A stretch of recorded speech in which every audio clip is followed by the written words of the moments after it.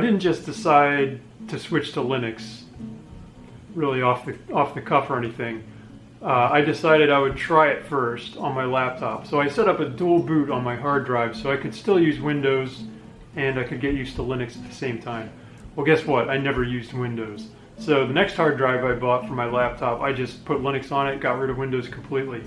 This is actually my wife's computer, and we're going to see if I can get her off Windows too. That'd be great to have her on Linux.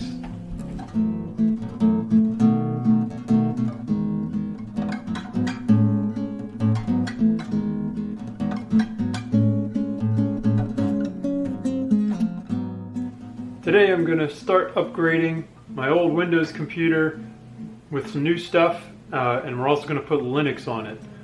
We have an older operating system running on here right now, Windows 7, and I keep getting that warning for like 2 years now that it's out of date and needs to be updated. Well, look, I don't like paying Microsoft anymore. I'm going to Linux. So let's get started. I've got a mounting bracket. I've got a nice solid state Samsung hard drive, 1 terabyte. And I'm upgrading the RAM to 16 gigabytes, so we got plenty of memory in the computer. It's only got 8 gigs right now. So here we go.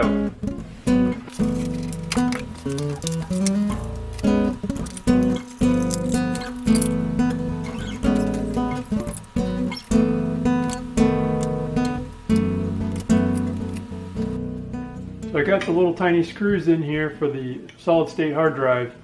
It was not that easy, but it was fine, not a big deal.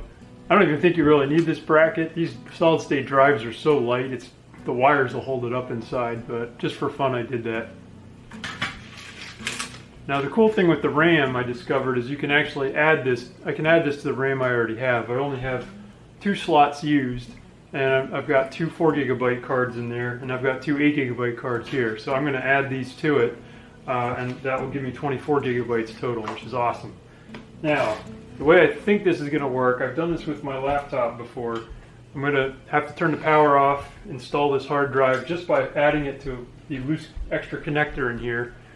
And then I'm going to have to get a USB thumb drive and get a bootable version of Linux on there. And then when I power it up, I think it's going to ask me which hard drive do I want to boot from. And I'm going to say I want to boot from the USB drive and then install Linux onto this hard drive. Let's see if that's how it works.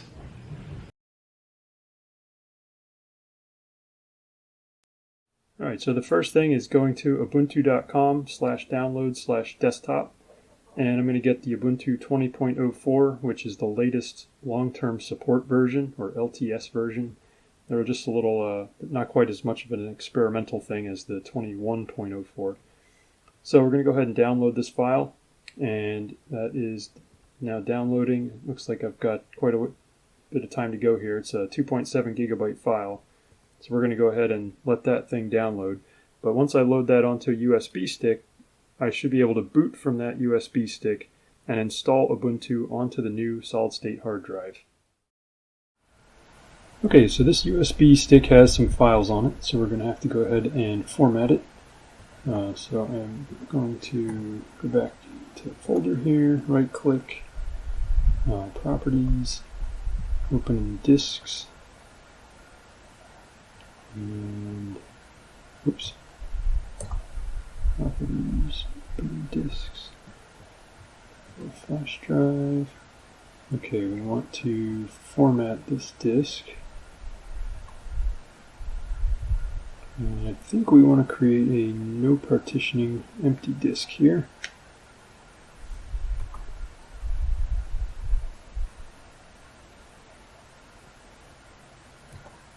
Alright, we'll go ahead and do that. Alright, now it's unformatted. So I'm going to call up startup disk creator and go find the ISO file. Recent. There's my ISO file. Open and make startup disk. Yes. I'm going to authenticate because we might be overwriting data. And this will take a while, so let's let that do its thing. Turn off the computer. First thing we're going to do is add 16 gigabytes of memory to this computer. So here we go. Break out the new RAM box. Already got two 4 gigabyte modules in there. We're going to add 2 more 8 gigabyte modules. Here we go.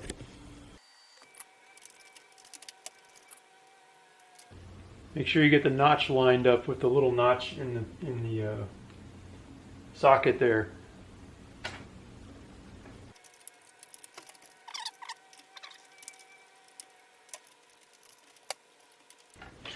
Okay, there we go. Next, I've got the new solid-state drive mounted on a bracket here. What I did just realize is that I do not have an extra SATA cable here to hook this hard drive up to the motherboard. So for now, what I'm going to do, my plan was to keep both hard drives and then try to figure out, each time you boot the computer up, you can switch between Windows or Ubuntu. So for now, I'm just going to switch the cable over to the new solid-state hard drive so we can at least get Ubuntu loaded onto it, and then we'll buy a new SATA cable later. SATA cable. Keep saying SATA. Oh, before we clip these wires in, we got to put this in the case. Right. And I've got an extra screw here. Well, that screwdriver is probably not going to fit in there. Alright, so we've got one screw in. You think that's enough? Yeah, I think it is. This isn't a laptop. It's not going anywhere. Alright, so let's put the SATA cable on and the power cable. Okay, now we've got that hooked up, and I've got my Ubuntu 20.04 already loaded on this little memory stick here. Came with the Bailey Industrial business card. Thanks, Bailey. So we'll go ahead and plug this into the USB port on the front here. When we fire it up, we should get a screen that asks what we want to do. So let's see what happens. F12. Let's try UEFI boot. There we go. Ubuntu.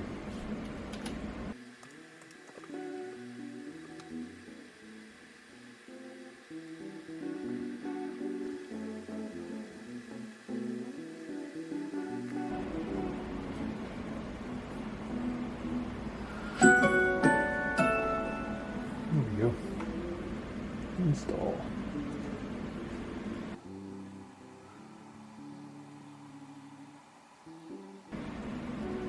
And so now the process is pretty easy. Just clicking through the menu here. So set up all the partition tables for the disk too.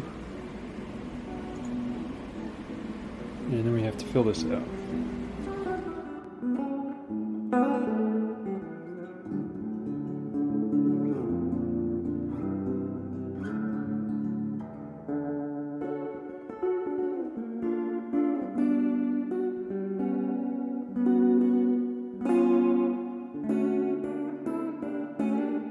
One of the coolest things about having Linux connected here is I can get right back to my Windows drive, which is connected to the same motherboard, really easily. All I have to do is open some file folder here. If I go to other locations, I see computer, which is my current operating system, 41 megabyte volume, which is I don't know what, and then OS, which is a half terabyte drive. Actually, it's a 1 terabyte drive. On SDA3 here, which is my Windows operating system. So if I open that up, I've got access to all my Windows files now. This is awesome. I can just go right into users and navigate and pull up any of my own documents that I want now and copy them over into my new Linux drive. It's so easy to do. I just can't believe how powerful Linux is that it allows you to do this. To just pull the files right from one drive to the other. It's awesome and so easy. Well, I'll be honest, that wasn't as easy as I thought it was going to be, but we did it. We got Linux on this computer. It's got 2 hard drives now, one Linux, one Windows. You can boot from either one. You can drag files from Windows straight into Linux. It's awesome. I still haven't figured out if you can do it the other way around. getting Linux files into Windows, but maybe. So I'm so happy to be out from under the thumb of Bill Gates, but my wife's still not used to Linux yet. It might take her a while. We'll see.